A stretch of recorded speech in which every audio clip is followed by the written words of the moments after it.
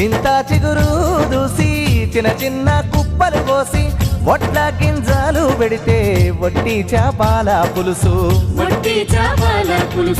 వండుకుంటే చాలు వాడా కట్టంత వాసన ఆ రోజు లేడావాయేనా మా పల్లెలల్లా ఎల్లమ్మ ఏమైపోయేనా ఆ రోజు లేడావాయేనా మా పల్లెలల్లా ఎల్లమ్మ ఏమైపోయేనా